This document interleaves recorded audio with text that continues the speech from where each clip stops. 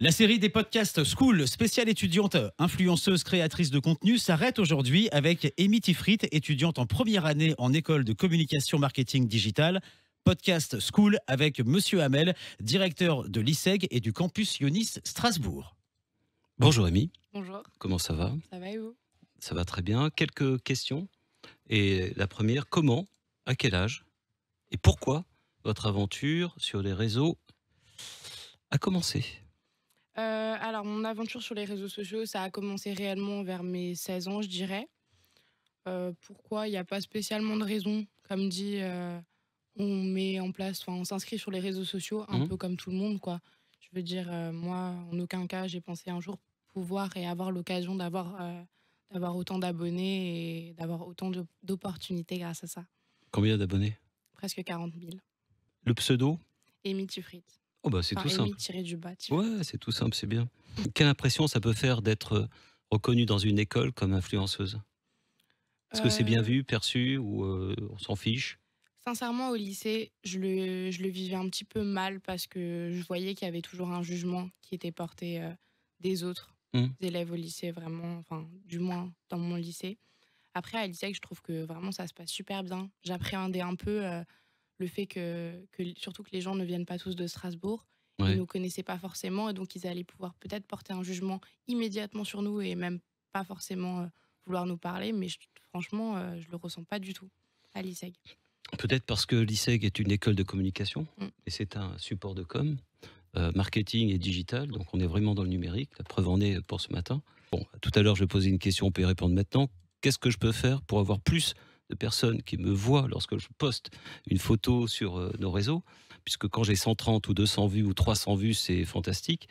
Quels conseils que vous pouvez me donner, Pour Amy? moi, pour avoir, des abonnés déjà actifs dans un premier temps, il faut poster régulièrement. Il faut surtout être proche de sa communauté. En fait, le plus important, c'est de faire des stories au quotidien Mmh. et pas forcément des stories surjouées. Il faut montrer des situations même qui peuvent être un petit peu gênantes, des «galères» entre guillemets de la vie. Parce qu'en fait, le but, c'est pas de se créer une image, c'est de montrer qui on est et pas forcément que les bons côtés de notre vie. D'accord. Et je pense que pour qu'à l'ISEG, il y ait peut-être un petit peu plus de vues sur le compte Instagram, déjà nous, on peut partager Mmh. et Partagez alors. et puis, poster peut-être plus de photos, peut-être, tous les jours ou tous les 2 jours, des posts, mettre des hashtags. D'accord. Non, c'est pas l'ISEG. Enfin, quand je dis c'est pas l'ISEG, bien sûr, c'est l'ISEG. Moi, je parlais pour moi, Eric Ah, Hamel, votre quoi. compte? Si je veux avoir 40 000 personnes, comment je peux faire, quoi? C'est-à-dire que si j'ai 3 vues, 5 vues, 10 vues, c'est fantastique. Mais Bah, on en faites des reparlera. vidéos, Ouais, quand vous bon, on faites en la reparlera à cuisine, l'école. Ouais, quand je fais la cuisine. ouais. Bon, bah, ok, ça va être triste alors. Donc, comment on peut se définir, Amy? Créatrice de contenu, influenceuse, Instagrammeuse, comment on peut se définir? Créatrice de contenu parce que je suis pas influenceuse. D'accord. En fait, je suis pas là pour influencer les gens dans quoi que ce soit. Mmh. Je suis là pour, bah, comme j'ai pu le dire, leur donner des bons plans et surtout collaborer avec des marques que j'aime déjà de base. Je vais Mmh. pas venir collaborer avec des marques qui me plaisent pas forcément et dans tous les cas, je les préviens tout de suite que si je connais pas leurs produits et qu'ils me plaisent pas, Mmh. je ferai pas de pub. Quelle marque? Pretty Little Thing, Shein, je travaille beaucoup avec, Shampoo Expert à Strasbourg. C'est mon coiffeur du coup. Je vais faire aussi mes cils chez Cils Strasbourg. On a mangé hier avec Lina chez Bagel Corner. Donc du coup, on fait une collaboration avec eux aussi. Voilà. Après, pour moi, le plus important, c'est de mettre en avant des marques locales. Donc, c'est-à-dire que Shampoo, Bagel Corner, c'est des trucs qui sont... Enfin, c'est des Mmh. enseignes à Strasbourg Mmh. qui méritent d'avoir de la visibilité, quoi. Pas du tout. Non? Non. C'est une passion Oui, c'est courte une durée. passion. C'est la passion, enfin ma passion principale, c'est la mode. Et grâce aux marques, ça me permet d'avoir plus de vêtements, plus de tenues et de pouvoir encore plus partager cette passion. Qu'en pensent tes parents? Ah, ils ont toujours été super d'accord. Ils sont graves derrière moi. Après, mes parents sont jeunes. Ils sont graves Ouais, derrière de toi? ouf. Donc, Ouais, ils sont avec ils sont moi, quoi. positifs, quoi, ils sont Oui, de contents. ouf. Ouais. Ouais, Combien de temps vous passez par jour sur les réseaux? 3 heures environ. 3 heures. Ouais, 3 4 heures, ça Donc c'est dépend. 3 heures de moins par rapport aux cours de marketing. Ah, question piège. Mais non, monsieur Hamel, pas du tout. Ça fait partie de la communication Bah moderne. oui, Ah oui, hein.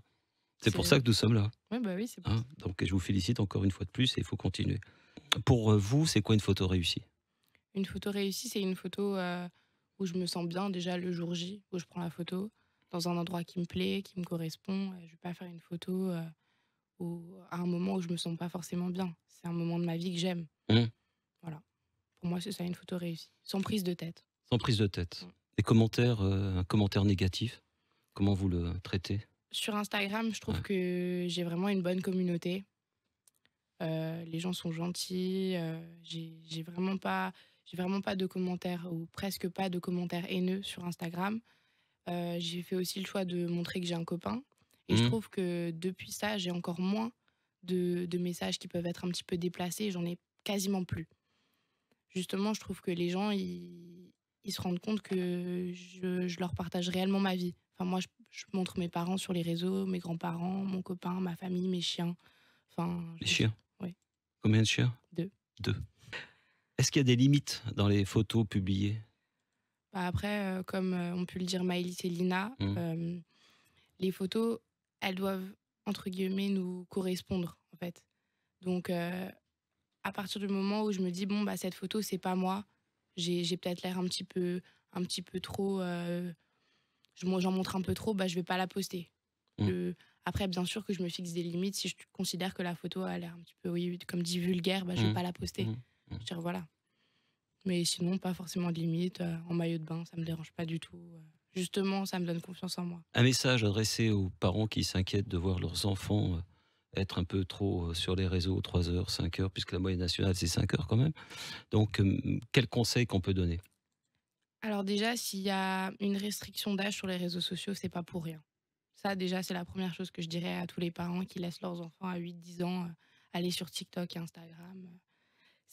Enfin, je veux dire, aujourd'hui, à 8, 10 ans, on n'est pas capable d'avoir son opinion, de faire la part des choses sur les réseaux sociaux, sur les bagarres qui sont Mmh. montrées, Mmh. enfin, les drogues. Je veux dire, les rappeurs, ils se dérangent pas pour se mettre en train de fumer ou quoi que ce soit.